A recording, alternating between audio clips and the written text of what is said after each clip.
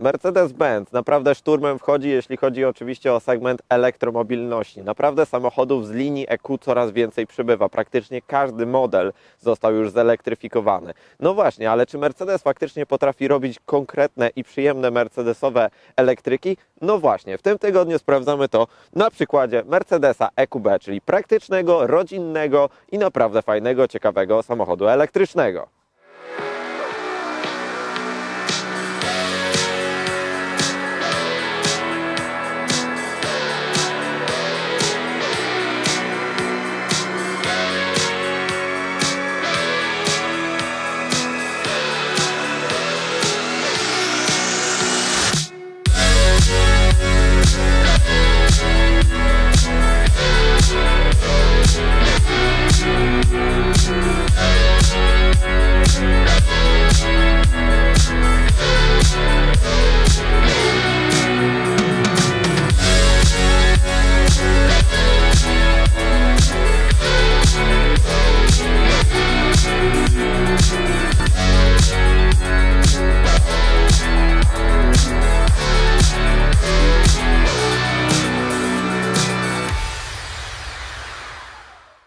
Chwila, moment, drogi widzu, ale zanim przejdziemy oczywiście do głównej części materiału, nie zapomnij o subskrypcji kanału Motookiem. Tak, bo to dzięki Waszym subskrypcjom możemy testować takie oto ciekawe samochody i takich naprawdę konkretnych marek, więc co? Ja dziękuję serdecznie Wam oczywiście za subskrypcję. Nie zapomnijcie właśnie o tym czerwonym przycisku oraz oczywiście kliknijcie dzwoneczek, aby być na bieżąco z naszymi filmami. A ja Was już zapraszam do dalszej części materiału.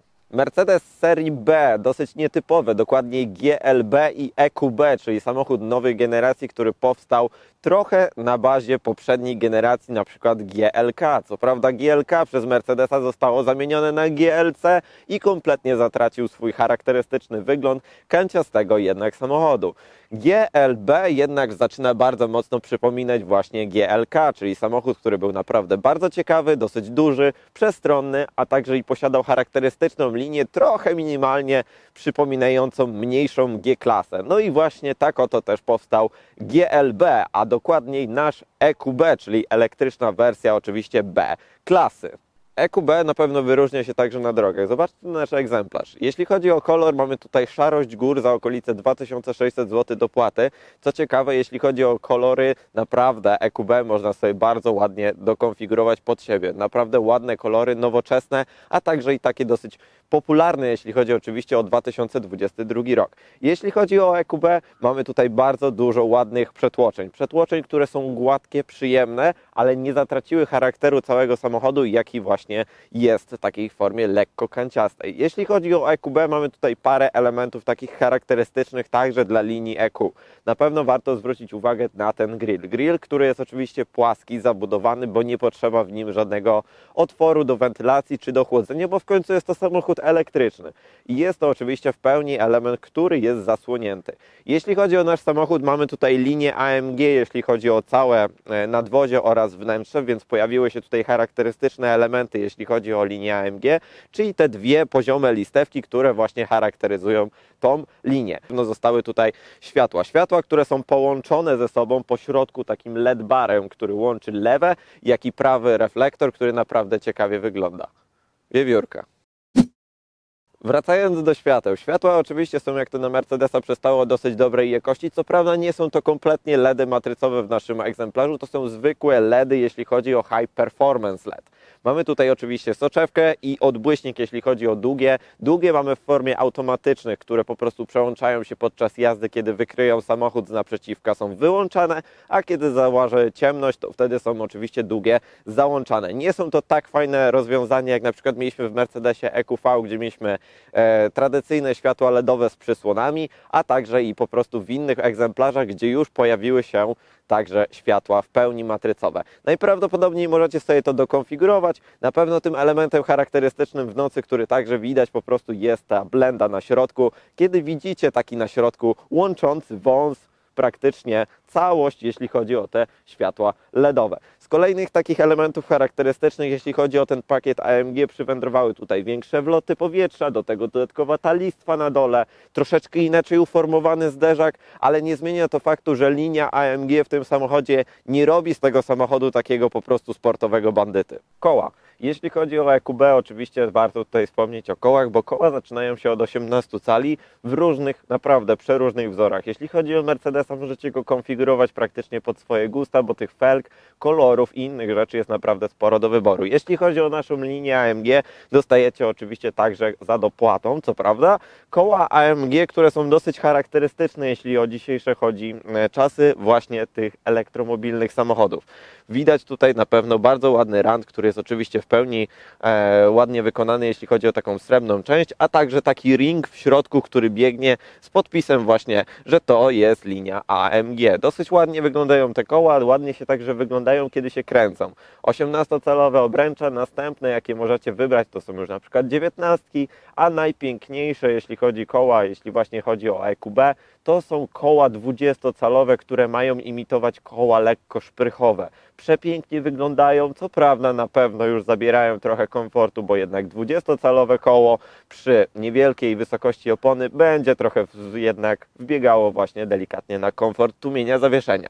Jeśli chodzi o nasze 18, mamy tutaj jeszcze opony 230 na 50 na R18, czyli mamy dosyć sporo wysokości tej opony, co pozwoli także zawieszeniu przeżyć trochę więcej czasu, jeśli chodzi o nasze polskie drogi. Linia boczna, jeśli chodzi o EQB, na pewno mocno jest nawiązaniem właśnie do GLK. Widać tutaj tą kwadratowość, widać tutaj tą pudełkową bryłę, jeśli chodzi o ten samochód, bo zobaczcie, jak także on jest wysoki. Prawie 1,67 m wysokości plus dodatkowo railingi tworzy taki naprawdę pudełkowaty lekko kształt, ale bardzo charakterystyczny, jeśli chodzi właśnie o dawne GLK i tak samo właśnie EQB właśnie ma do tego nawiązywać. Bardzo ładnie zrobiona listwa chromowa, która także podkreśla ten kształt lekko pudełkowaty. Naprawdę to sympatycznie wszystko wygląda. Jeśli chodzi o długość, 4,68 długości, jeśli chodzi o oczywiście EQB, to jest naprawdę bardzo fajna, przyjemna wartość. To jest przyjemna wartość, dlatego że to jest w pobliżu oczywiście samochodu kompaktowego. Pozwala to dosyć dobrze manewrować oczywiście także w mieście. Pozwala to także ten skręt mercedesowski i kładące się lekko koła, jeśli chodzi o ten samochód. Przyjemna długość po prostu do parkowania, jeśli chodzi o miasto. 2,82 jeśli chodzi o rozstaw osi. To już jest dosyć duży wyróżnik, jeśli chodzi o EQB, bo po prostu jest to dosyć duży rozstaw osi, który pozwala dosyć dobrze także wpakować tutaj akumulator, który jest umiejscowiony jednak w naszej podłodze, a także i wygospodarować dosyć dużo miejsca, jeśli chodzi oczywiście o pasażerów z przodu, ale najbardziej właśnie tej przestrzeni przybywa dla pasażerów jednak z tyłu. 15,7 cm prześwitu, praktycznie kompletnie nie ma różnicy, jeśli chodzi właśnie o tradycyjną wersję spalinową, czy właśnie elektryczną linię EQ. 15,7 cm jak na crossovera, szczerze powiedziawszy, to nie jest dosyć duży wynik, ale w szczególności wystarczy, jeśli chodzi o dojazdy po jakichś niepewnych terenach. Czas porozmawiać trochę o gamie silnikowej, a szczerze powiedziawszy Mercedes potrafi troszeczkę zaskoczyć tą gamą silnikową, bo jest parę do wyborów silników elektrycznych. To nie jest samochód, w którym jest tylko jeden silnik elektryczny, tutaj macie do wyboru kilka wersji i to mi się naprawdę bardzo mocno podoba. Tak jak już widać, nie występuje tu żaden frank, więc to jest po prostu samochód zelektryfikowany, a nie do końca samochód elektryczny zaprojektowany w 100%, bo tutaj przestrzeń jest jakby przeznaczona typowo na silnik i nie macie tutaj żadnej możliwości schowania kabli albo innych elementów. Jeśli chodzi o gamę silnikową, EQB zaczyna się od tak zwanego modelu podstawowego 190-konnego i macie wtedy przyspieszenie w okolic 8,9 sekundy do pierwszej setki i to jest EQB 250. Następnie macie wersję EQB 300, czyli taką jak my posiadamy, ona już jest troszeczkę mocniejsza, bazuje na tym samym silniku, co prawda jest lekko mocniejsza, bo posiada 228 koni i już robi z pierwszą setkę w okolice 7,5-8 sekund.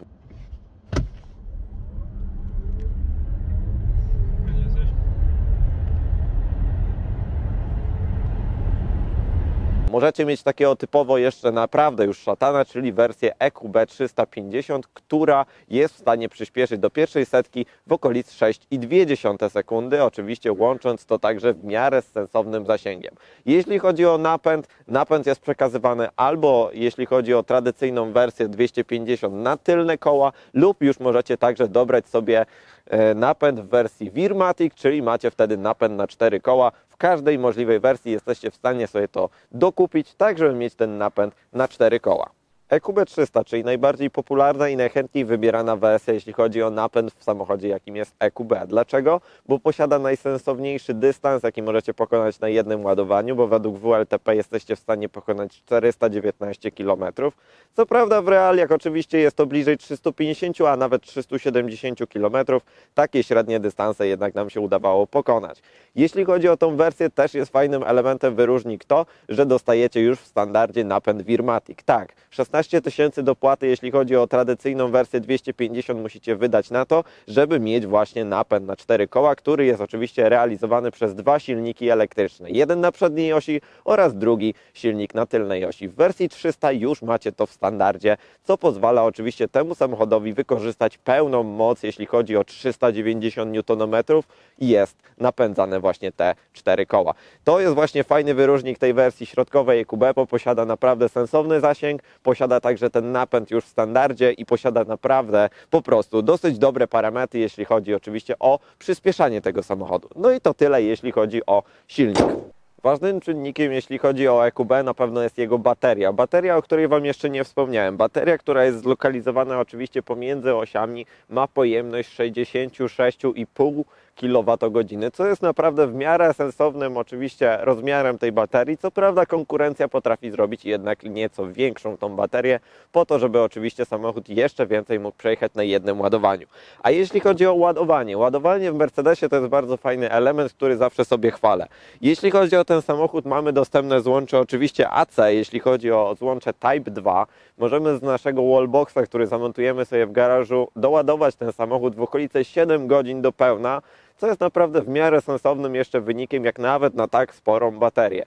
To jest naprawdę dobry wynik. Co prawda nie polecam ładować tego samochodu ze zwykłego gniazdka 230 V, bo naprawdę trwa ten proces dosyć długo i niemiłosiernie się po prostu wydłuża. Jeśli chodzi o szybkie ładowarki, także możecie skorzystać z nich na przykład na trasie, co warto także robić.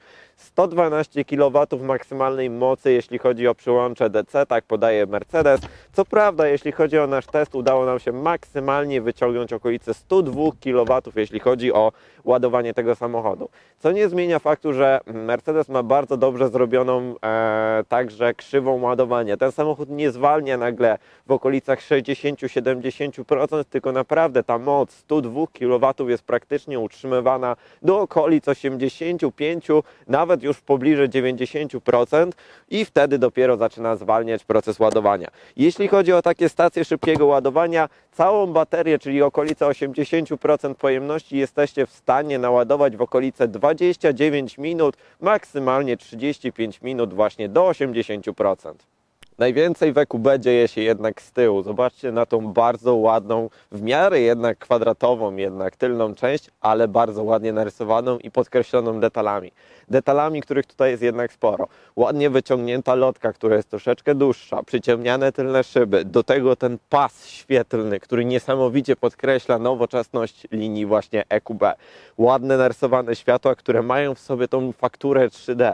Która po prostu ma w sobie to coś. Naprawdę niesamowicie to wygląda i także dosyć dobrze oświetla i widoczność tego samochodu w nocy jest naprawdę na dużym, wysokim poziomie. Oczywiście są pewne takie elementy jak napis EQB 300 w formie na przykład chromowanych elementów, a także i chromowana listwa, która jest dodawana w linii AMG.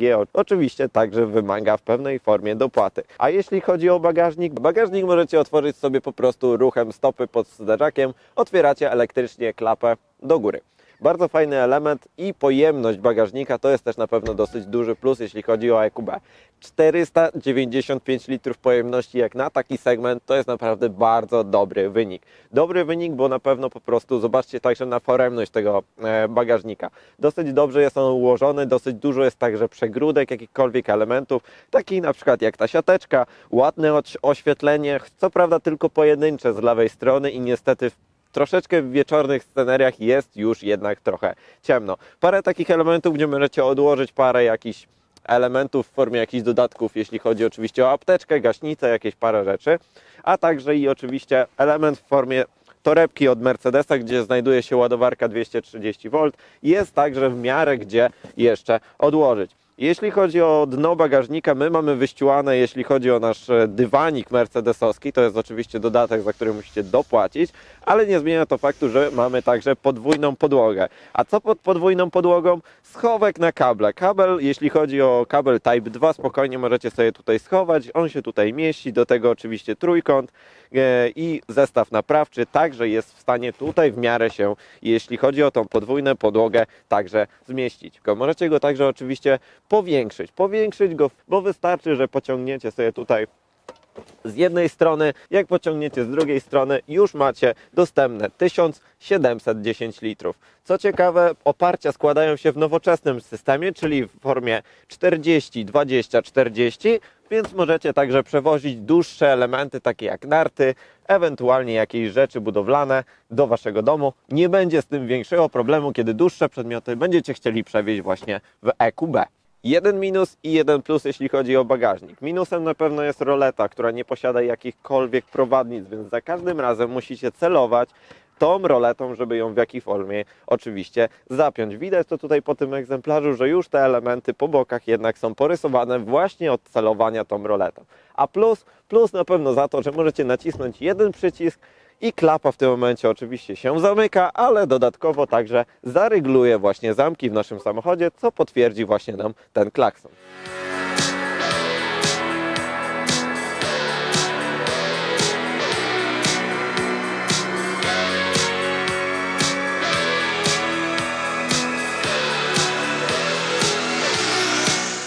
Mówiłem o przestrzeni, jeśli chodzi o tylny rząd, to chodźcie zobaczymy faktycznie tą przestrzeń dla waszych dzieciaków, jeśli chodzi o tylny rząd. Warto zwrócić uwagę na pewno na początku na to, że drzwi w miarę szeroko się otwierają. Może nie jest to 90 stopni, ale naprawdę już dosyć także szeroko. Jeśli chodzi o takie zasiadanie na tylnym rzędzie siedzeń, tu jest naprawdę dosyć dobrze. Zobaczcie w miarę, że mam sporo w miarę miejsca przestrzeni na kolanach, a także i sporo przestrzeni także nad głową. Ale to nie jest koniec, jeśli chodzi o EQB. EQB posiada bardzo fajną funkcję, jaką są oczywiście przesuwne fotele na szynach. 14 cm różnicy. 14 cm możecie te fotele przesunąć do przodu lub do tyłu, oczywiście w formie albo kiedy chcecie zwiększyć sobie przestrzeń na nogi i mieć więcej komfortu, albo kiedy chcecie zwiększyć sobie przestrzeń w bagażniku, wtedy po prostu te 14 cm jesteście w stanie powiększyć wasz bagażnik. Warto zwrócić uwagę na pewno na to, że zobaczcie, jak wąskie jest siedzisko. Siedzisko, które przez to, że te fotele są dosyć tak przesuwane, niestety jest dosyć wąskie i zobaczcie, że kolana praktycznie nie mają tu zbytnio podparcia w jakiejś formie, więc na dłuższych trasach jednak kolana mogą, czy uda mogą was właśnie także boleć. Jeśli chodzi o takie udogodnienia o ten samochód, to także możecie na pewno zobaczyć sobie 3-stopniową regulację, jeśli chodzi o regulację także pochylenia waszego oparcia. Jeden, drugi, a także i trzeci, już taki bardziej prezesowski stopień, więc tutaj jeśli chodzi o pozycję, naprawdę można wygodnie sobie jednak usiąść.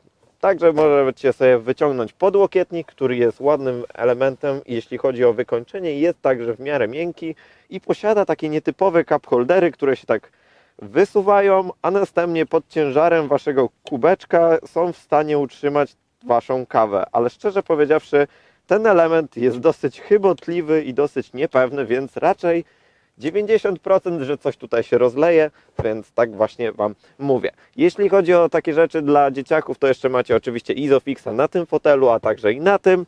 I niestety przechodzimy do małych wad, jeśli chodzi o tylną część. To jest na pewno ten jeden port USB.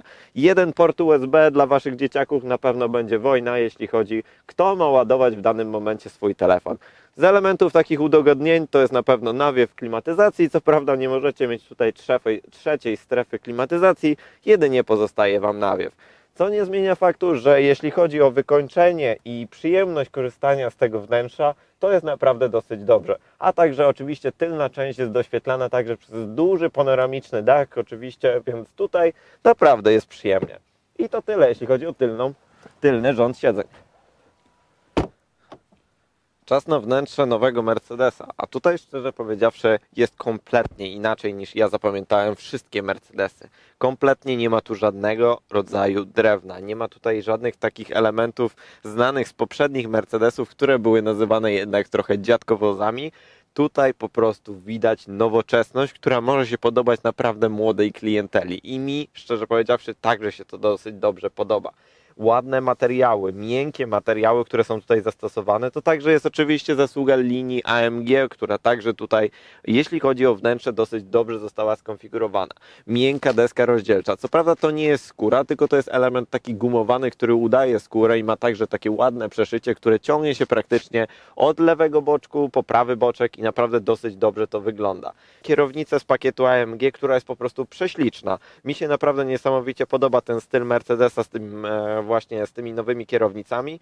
Po lewej stronie macie obsługę tempomatu i tego ekranu, który jest także przed Wami, a także po prawej stronie jest obsługa, jeśli chodzi o wszystkie multimedia oraz telefon i tak dalej, i tak dalej. Ciekawym elementem, który jest nowoczesny w tych kierownicach, to są te gładziki. Gładziki, które są tutaj zastosowane, możecie sterować sobie tymi elementami, jeśli chodzi właśnie o ten wyświetlacz przed Wami, który jest niesamowicie mocno konfigurowalny. Możecie każdą praktycznie sekcję sobie tutaj zmieniać. Możecie naprawdę tutaj ustawić wszystko według Waszych upodobań, a także zmieniać sobie style, jeśli chodzi oczywiście o wygląd tych wyświetlaczy. Macie mnóstwo po prostu tych opcji i to wszystko sterujecie za pomocą takich ruchów lewym kciukiem bądź prawym i to naprawdę jest fajny, ciekawy element, który naprawdę dosyć dobrze działa. Jeśli chodzi o to, co jest przed Wami jest także head-up display, który jest oczywiście opcjonalny, ale warto go dopłacić do niego, bo jest po prostu dosyć dobrej rozdzielczości i jesteście w stanie także go po prostu personalizować pod siebie. Prędkość, zużycie,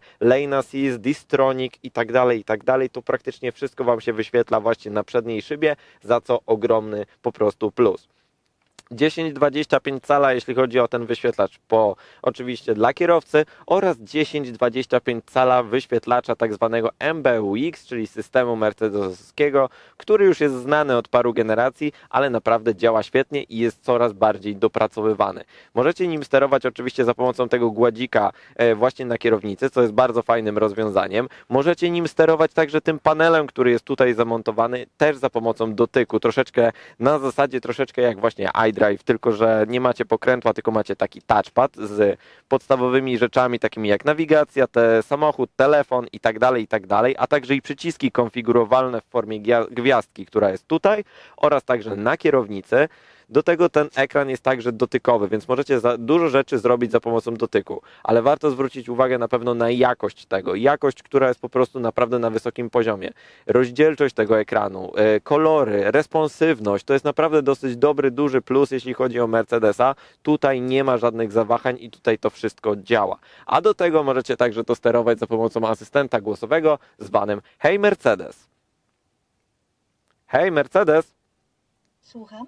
No widzicie, możecie ustawić tak za tym pomocą cel nawigacji, a także parę różnych rzeczy. Tak, proszę. Zimno mi w dup.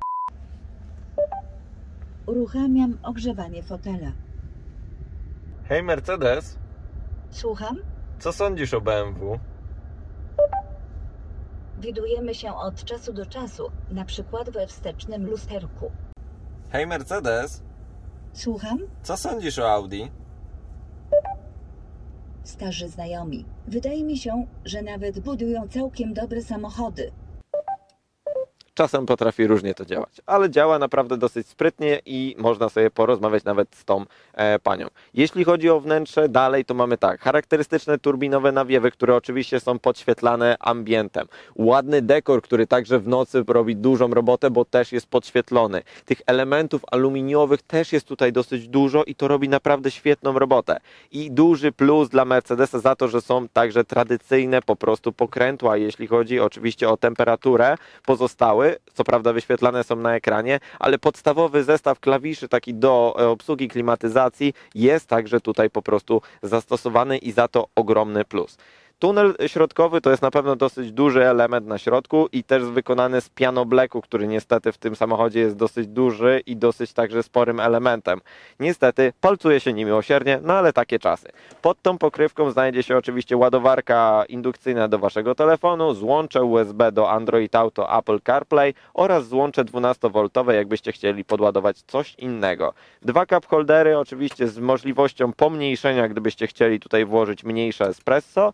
taki mały, fajny element, który można sobie oczywiście to spersonalizować. Wszystko to zamykacie, a także na końcu to jest podpórka. Podpórka, która służy do tego, żeby dosyć dobrze i wygodnie sterować tym gładzikiem. Niektórzy myślą, że to jest zmiana biegów, ale nie. To jest Mercedes, więc zmianę biegów oczywiście mamy tradycyjnie w manetce, tak jak tradycyjnie macie oczywiście wycieraczki. Miłym dodatkiem we wnętrzu na pewno są fotele. Fotele, które dają dużo komfortu i przyjemności także z jazdy ze względu na ich regulację. Regulacji tych foteli jest naprawdę sporo, a także i wyglądają dosyć dobrze, bo mamy oczywiście je z pakietu AMG. Bardzo ładne przeszycia, ładna czerwona kontrastowa nić i połączenie skóry, oczywiście ekologicznej skóry, wraz z połączeniem na środku alkantary. Dosyć dobry materiał i dosyć dobrze to po prostu wygląda, a także i nowocześnie. Jeśli chodzi o takie elementy udogodniające jazdę, na pewno jest to, że możecie sobie wydłużyć siedzisko, za co ogromny plus dla takiego samochodu, bo takie osoby, które takie jak ja, mają dosyć długie nogi, to jest element, który pozwala wydłużyć właśnie siedzisko i wydłużyć także czas jazdy podczas dłuższych tras, tak żeby właśnie nie bolały Was oczywiście kolana czy także uda. Regulacji jest naprawdę sporo, wszystkim sterujecie, jeśli chodzi o tutaj ten panel, jeśli chodzi o Mercedesa tradycyjnie na lewym boczku lub na prawym boczku odnośnie fotela. 3 możliwości ustawień fotela, zapisania tego. Możecie oczywiście także wyposażyć te fotele w grzanie oraz wentylowanie i duży, ogromny plus za to, że kiedy zapiszecie sobie ustawienia fotela, to zapisują się razem właśnie z lusterkami oraz z wyświetlaczem head-up display, tak że jak wsiadacie, to po prostu naciskacie jeden przycisk i zapominacie o jakimkolwiek dostosowywaniu samochodu do siebie.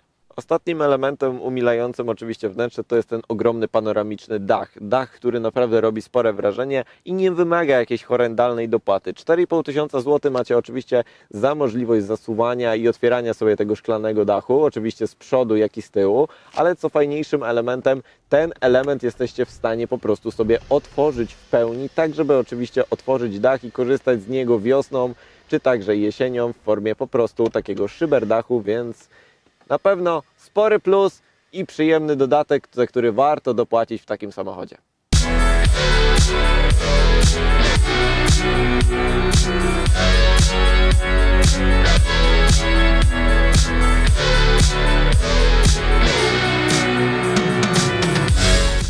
Moi drodzy, zimno na dworzu, nie chce się stać na tym dworzu, to chodźcie, pojeździmy. Zobaczymy, jak faktycznie EQB jeździ. A szczerze powiedziawszy, to był naprawdę intensywny tydzień, jeśli chodzi o jazdę tym samochodem, bo jednak mieliśmy parę rzeczy do pozałatwiania po Polsce i także do Warszawy trzeba było pojechać parę razy, więc żeśmy tak oto przez cały tydzień natłukli prawie 1000 km tym samochodem.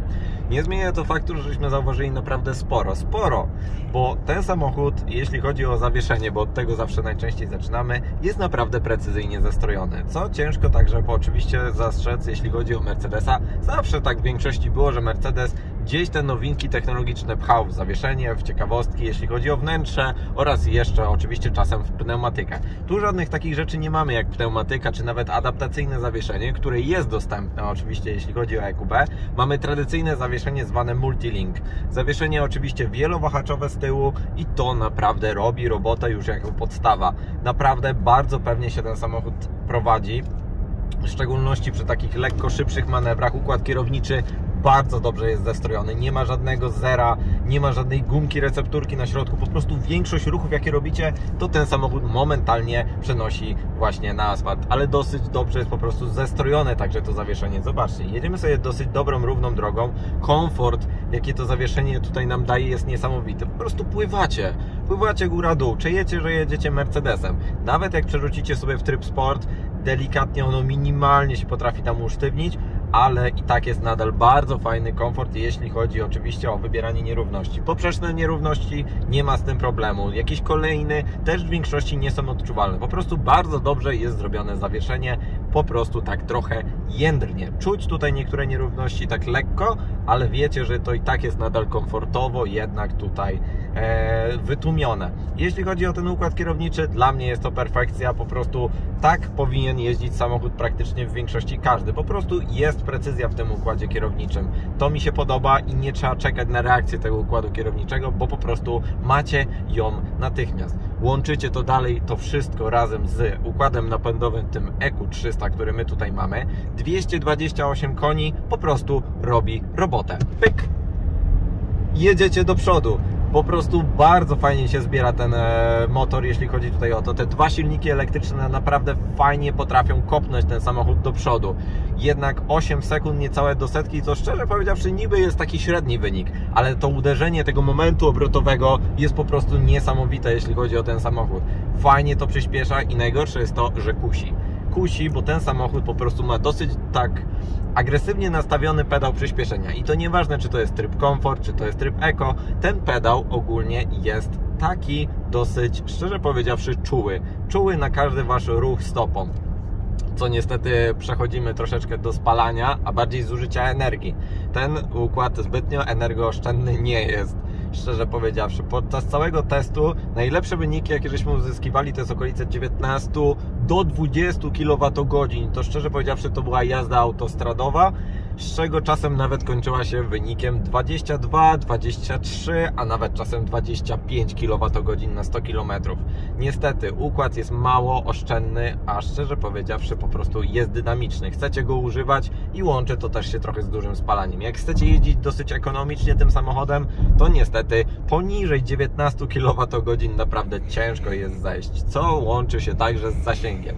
Zasięgiem okolicy 350 km, 370 km, myślę, że jeśli chodzi o lato, to po prostu raczej będzie chyba wszystko. Ale nie zmienia to faktu, że sam komfort jazdy tym samochodem, cisza, która jest tutaj, bo wygłuszenie tego jest niesamowicie dobrze zrobione. Zawieszenia nie słyszycie, jakby było po prostu owinięte jakimś bandażem, gumą, jest niesamowicie fajnie wytłumione i naprawdę nie słychać tych nierówności jakichkolwiek. Wyciszenie kabiny przy 120 jest po prostu cichutko i fajnie można sobie podróżować, jeśli chodzi o właśnie autostrady.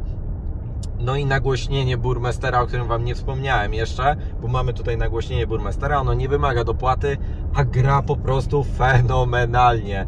Zarąbiście to gra, jeśli chodzi o ten system audio. Warto po prostu sobie posłuchać czegoś po Bluetoothie i delektować się tą jazdą płynną oraz tym pięknym nagłośnieniem, które tutaj jest. I szczerze powiedziawszy, ten samochód to jest naprawdę fajny połykacz kilometrów, chociaż niestety z tym zużyciem będziecie musieli co jakiś czas stawać na stację ładowania, ale to i tak nadal nie jest tak uciążliwe, bo po prostu macie w miarę szybkie ładowanie, które spokojnie Wam wystarczy oczywiście, jeśli chodzi o ten samochód, żeby go naładować tak, żebyście mogli pokonać większy dystans. Ostatnim elementem, który na pewno pochwalę, to jest integracja, jeśli chodzi o wszystkie systemy. Wszystkie systemy i także o nawigację. Ja w tym momencie widzę na head-up displayu, że zbliżam się do skrzyżowania. Widzę, że jest samochód przede mną, do którego mam za dużą prędkość na przykład. Widzę, że system mi podpowiada, zdejmij nogę z gazu, bo dojeżdżasz do także terenu zabudowanego. Dużo jest takich podpowiedzi, które oczywiście są zintegrowane, jeśli chodzi o nawigację i head-up display, który to wszystko pokazuje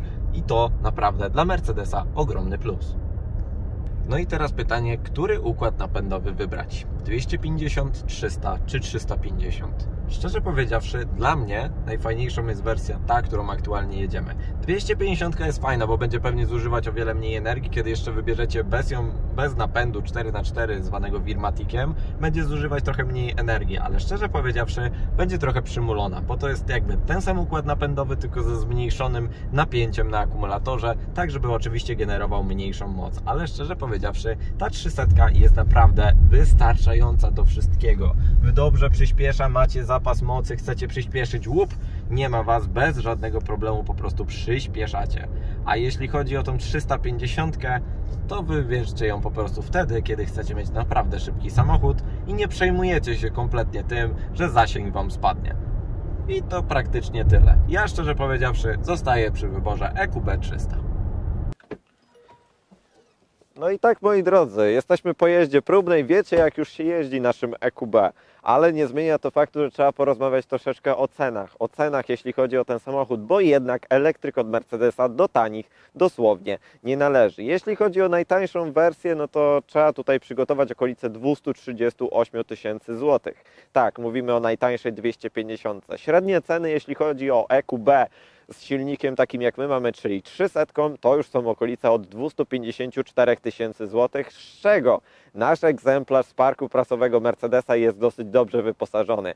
tu mamy naprawdę sporo, bo już mamy 299 tysięcy złotych, jeśli chodzi o tę konkretną konfigurację. Lakier 2600, dach panoramiczny 4,5 tysiąca, linia AMG jakieś 13 tysięcy złotych, pakiet premium wnętrza, czyli cały MBUX, wyświetlacz, head-up display, grzane fotele i tak dalej, 21 tysięcy złotych dopłaty. I praktycznie to wszystko zaczyna nam się składać w całość właśnie 299 tysięcy złotych, jeśli chodzi o nasz egzemplarz testowy. A to nie jest koniec cennika, bo od 287 tysięcy złotych zaczyna się wersja 350, która oczywiście charakteryzuje się tym, że ma jeszcze mocniejszy silnik, więc jeśli chcecie mieć naprawdę topową wersję i topową specyfikację właśnie Mercedesa EQB, raczej szykujcie powyżej 300 tysięcy złotych. No to czas to wszystko raczej podsumować. Czy Mercedes potrafi robić samochody elektryczne? Tak, potrafi. Co prawda parę minusów jednak wyszło. Jeśli chodzi o Mercedesa EQB, nie można mu odmówić przestronności wnętrza, fajnej linii nadwozia i tego, że jest nawiązaniem do tego fajnego GLK, który mi osobiście naprawdę kiedyś się mocno podobał. Fajny samochód i na pewno niesamowite są multimedia. Multimedia, które Mercedes naprawdę bardzo dobrze dopracował.